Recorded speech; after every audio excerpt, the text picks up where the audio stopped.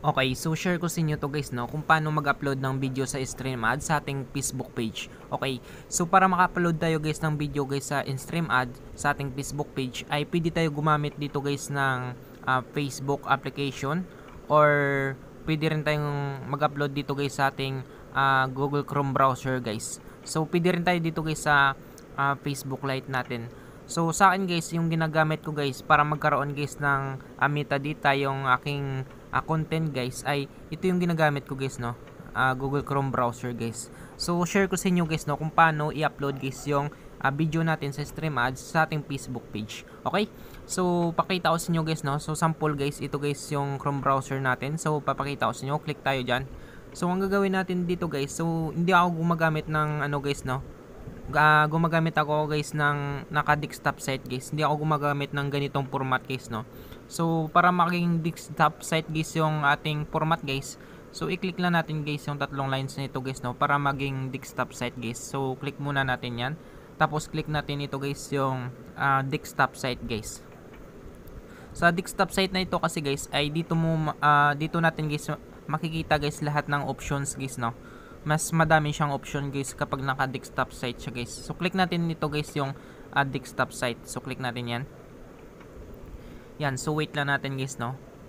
So maglo-loading yan siya guys. Mapupunta tayo guys sa format ng desktop site guys. Yan. So nandito na tayo ngayon guys sa ating Facebook page guys no. So sa inyo guys, kung hindi pa kayo naka-desktop site, so i-click lang nyo guys yung desktop site guys para maging ganito guys yung format ng inyong Facebook page guys.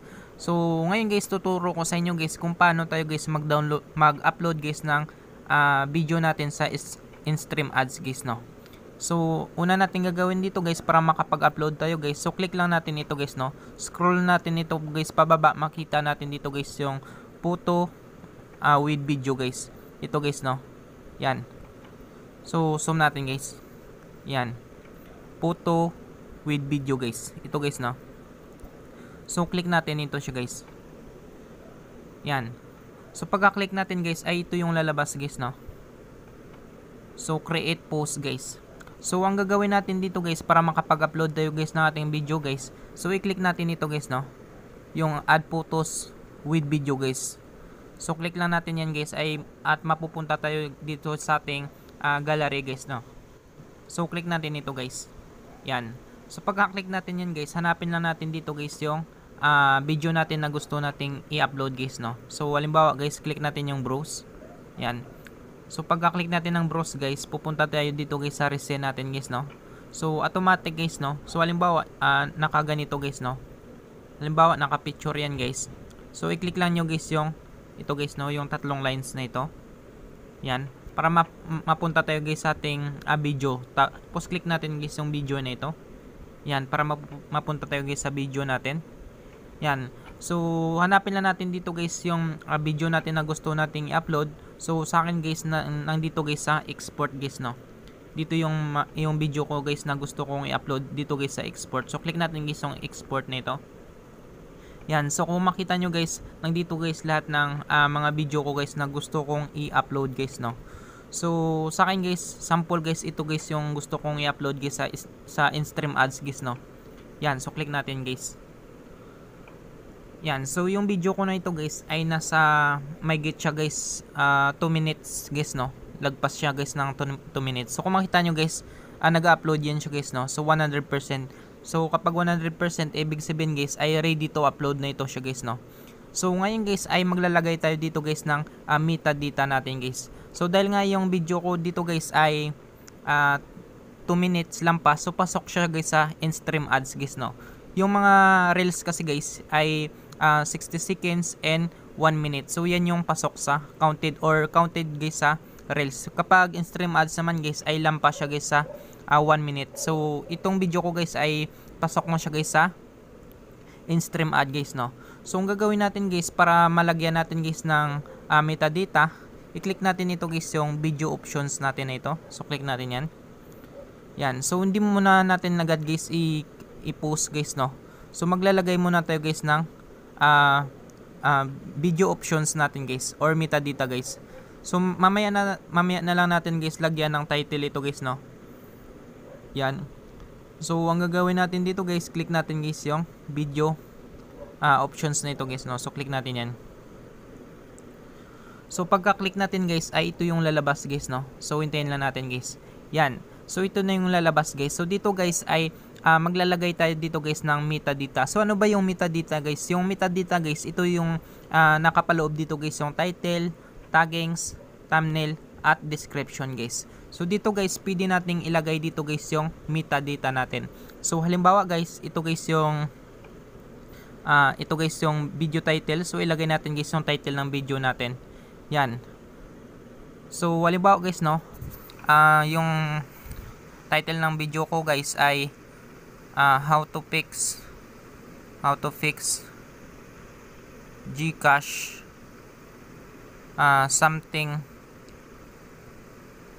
something went wrong. Yan. So yan yung video title ko guys. So ngayon guys, kapag okay na yan siya guys, so maglipat tayo dito guys sa add tags natin guys. So yung add tags na ito guys, importante ito siya guys, no, sa ating video content guys. So i-click natin guys, papakita ko sa inyo guys yung add tags na ito. So click natin yung add tags. Yan. So meron natin dito guys video title guys. So next tayo dito guys sa add tags guys. Yan. So dito guys sa add tags guys, pwede kayong magmano-mano maglagay ng tags ninyo guys. So yung tags na ito guys ay pwede niyo siyang kunin guys sa video nyo guys. Kung saan related guys yung video nyo guys. Halimbawa sa GCash. So pwede niyo siyang ilagay dito guys. GCash issue, mga ganon guys. So dito guys, meron naman tayo ditong category guys, no. So automatic ito siya guys. Malalagay ito siya guys sa add tags natin guys, no. So halimbawa guys, yung category ng video content ko guys ay pasok siya guys sa science and tech or technology na ito guys. So madami ito siya guys, no, sa baba. Yan. So madami ito siya guys sa baba na ito. So palitin muna natin guys. Yan. So madami ito siya sa baba guys. Ito yung mga categories guys, no. Science and technology, music and audio, fitness and workouts. Kung saan yung pasok guys yung video content nyo guys, no. Ilagay nyo dito guys sa categories guys, no. Yan. Para madali tayo guys ma-recognize guys ng audience natin guys at ni Meta guys, no. Yan. So halimbawa guys, yung video content ko guys ay pasok siya guys sa science and technology, or pwede rin education guys, no. So hanapin natin guys yung education kasi tutorial guys yung content natin. So education and learning guys, no. Ito siya guys, education and learning. So pwede natin siyang gamitin ito guys bilang taggings guys or tags guys, no. So click natin guys yung education and learning. So click natin yan. So pagka-click natin yan guys ay meron tayo ditong pagpipilian guys, no. So yung content ba natin ay adult and continuing education, business schools ba yan, or law school, or learning to read, physical education, STEM education, TED Talks, teaching methods. So ito sa akin guys, no, yung video content ko guys ay pasok siya guys sa teaching methods guys. So ito guys, pwede nating ilagay guys, or pwede ko siyang ilagay guys, no, yung teaching method na ito. So click natin guys yung teaching method na ito. Yan. So automatic yan guys, maglalagay na yan siya guys sa add tags natin guys, or add taggings natin guys. So automatic guys ay meron na tayo guys metadata guys sa ating video content. So ngayon guys, pwede pa kayong mag-add guys, no, ng add tags guys kung saan pa related guys yung video content nyo guys, no. Yan. So madami pa yan siya guys, no. Yan, science and technology. So kayo na lang bahala guys kung saan related guys yung video content nyo guys, no. So halimbawa computer science guys, pwede nyo siyang dagdagan ito guys, no, yung add tags na ito guys. Yan. So pwede nyo siyang dagdagan guys, no. So ito guys, sample ko lang yan siya guys, no. So halimbawa ganun na yan guys. So next naman tayo dito guys sa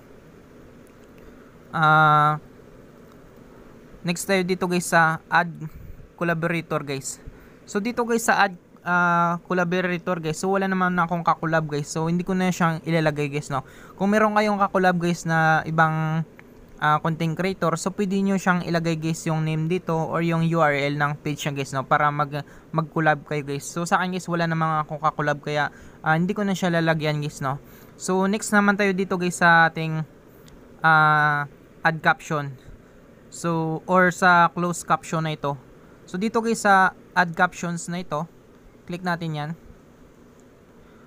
So add caption natin. So sa add caption dito guys ay meron dito guys auto generated caption guys, no. Kung gusto niyo maglagay guys ng auto generated caption guys, so i-click lang natin ito guys yung on na ito guys, no, para mag-on guys yung add auto generated captions natin guys.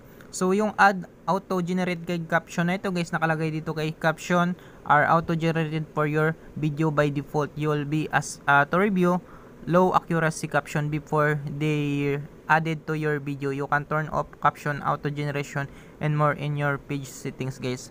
So kapag ginoon natin ito guys ay magiging default guys yung video natin dito daw guys, ay check daw nila guys yung ating video content kung ito ba ay low accuracy guys or mataas guys yung quality ng video natin guys bago nila guys idagdag guys sa ating video content guys or bago ma-upload guys sa ating Facebook page guys. So sa inyo guys ay pwede nyo siyang i-on guys or pwede nyo siyang i-off guys. So sa akin guys ay minsan di ako gumagamit ito guys ng auto generated caption guys, no. So ni-off ko lang yan siya guys. So sa inyo, nasa sa inyo yan guys, no, kapag gamitin nyo guys or hindi nyo gamitin guys. So kapag hindi nyo gamitin, so i-off lang nyo guys. Kung gamitin naman nyo guys yung add caption na ito or yung close caption na ito, yung CC na ito, ay pwede nyo siyang i-on guys, no. So next tayo dito guys sa ating thumbnail or change thumbnail guys.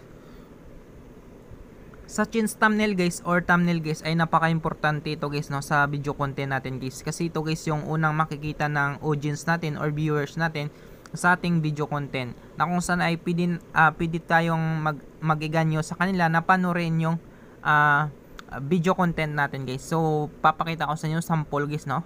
So click natin guys yung change thumbnail na ito.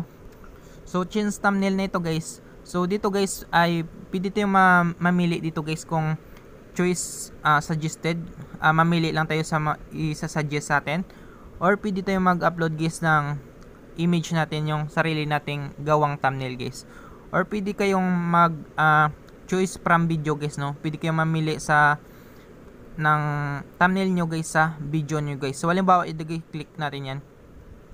So pakita ko sa inyo guys, no. So test different thumbnail guys, click natin guys yung test different thumbnails. Yan. So dito guys pwede tayong makapili guys ng dito guys ng thumbnail natin guys na gusto natin guys, no. So base siya guys sa ating video content guys, no. Yan. So click lang nyo ito guys, no. Click lang nyo ito guys yung arrow na ito para makapili kayo guys ng content niyo guys. Thumbnail pala nyo guys, para makapili kayo ng thumbnail nyo guys. Click lang nyo ito guys. Yan. Yan. So saan guys yung ginagawa ko dito guys ay gumagawa talaga ako guys ng sarili kong thumbnail guys, no. Hindi ako kumukuha sa video ko mismo guys. Gumagawa talaga ako guys ng sariling thumbnail ko guys, no. So papakita ko sa inyo guys yung ginawa kong thumbnail guys na how to fix Gcash something went wrong guys. So click natin dito guys yung upload image na ito. So pagka-click natin guys ng upload image na ito guys, click natin guys yung upload image na ito guys. Yan. So click natin yan. So mapupunta tayo ulit guys sa ating gallery guys, no. So dito i-click natin ito guys yung browse na ito. So punta naman tayo guys sa picture natin guys, no. So para makapunta tayo guys sa picture natin, click natin guys yung tatlong lines na ito. Yan. So click natin yan guys, tapos click natin guys yung picture na ito. So click natin yan. So pagka-click natin yan guys ay makita natin dito guys kung saan naka-save guys yung na-edit natin guys na thumbnail natin guys. So saan ba yun siya save guys. So dito ba sa PixArt or pictures camera. So nasa inyo niyan guys no kung saan siya nakalagay guys. So saan guys nakalagay dito guys ay dito sa PixArt guys no. So dito siyang dito ko siya ni-save guys. So click natin guys yung PixArt. Yan. So kung makita nyo guys, ito guys yung PixArt ko, yung ginawa kong thumbnail, how to fix something when wrong, Gcash. So pwede ko siyang i-upload dito guys no. So para ma-upload natin guys, i-click lang natin yan. So pagka-click natin yan guys, ay automatic yan siya guys no. Mag-upload dito siya guys sa ating thumbnail guys. Yan. So ngayon guys ay kumpleto na guys yung ating metadata guys. So meron tayo ditong video title. Meron rin tayong taggings or tags or iba't ibang iba't ibang ano pa dito guys no, iba't ibang option dito sa metadata natin, or naglagay ko guys ng add collaborator or add captions guys, at meron na rin tayo dito guys thumbnail guys no. So ito guys yung video na ito guys ay maganda guys na meron tayong metadata guys sa ating video content guys no, para maging visible guys at maging at ma-recognize guys ng meta guys yung ating video content na kung saan siya nakapaloob guys no. Yan. So ngayon guys ay pwede na natin siya guys i-save guys no. So pagka-save natin yan guys ay mapupunta na tayo doon sa kanina guys no. Babalik tayo doon. So click natin yan. So wait lang natin guys. Yan, so kung makita nyo guys, meron na tayo ditong na-upload guys na thumbnail. Meron na tayong thumbnail guys sa ating video content guys. So dito naman guys sa watch on your mind guys, dito na tayo maglalagay guys ng description natin guys tungkol sa ating video content guys. So dito pwede rin natin ulit guys ilagay yung title ng video natin. Halimbawa guys ay how to fix Gcash something when wrong. Yan. Tapos maglagay tayo guys ng description natin. Sample guys, GG. Yan. Kung anong gusto nyong ilagay guys na description guys sa inyong video content nyo guys. So kayo na lang bala dito guys. Tapos pwede rin tayo magdagdag dito guys ng hashtag natin guys na related guys sa ating video content guys no. Halimbawa ay Gcash problem today. Yan. So dito guys, dito sa watch on your mind or dito guys sa create post guys ay maglagay tayo dito guys ng description natin or yung hashtag natin guys no. So mga hashtag natin guys, yung dapat guys ilalagay natin na hashtag guys ay related guys sa ating video content guys. Okay? So ganun lang yan guys no. Kapag okay na yan siya guys, so pwede na natin siyang i-post guys no. Ito guys no. Pagka-click natin guys ng post guys ay automatic mag-upload din yan siya guys sa ating Facebook page guys no. Bilang in-stream ads guys. Okay? So ganun lang kadali guys no kung paano mag-upload guys ng video natin sa Facebook page natin sa in-stream ads guys. So dito guys sa labas guys, pwede rin tayo gumamit dito guys ng Facebook application or Facebook Lite guys. Pero ako guys, ito talaga ginagamit ko guys no, yung Chrome browser guys. Kasi mas parang sanay ako gumamit dito guys ng metadata dito guys no. Dito guys sa Chrome browser natin guys. Okay? So ganun lang kadali guys no. I hope guys na makatulong sa inyo itong video tutorial natin. Sa mga bago pa lang sa ating YouTube channel, huwag natin guys kalimutan guys i-click guys yung subscribe at yung notification bell button para ma-update ko kayo guys sa susunod dating video tutorial. Thank you guys and God bless sa lahat.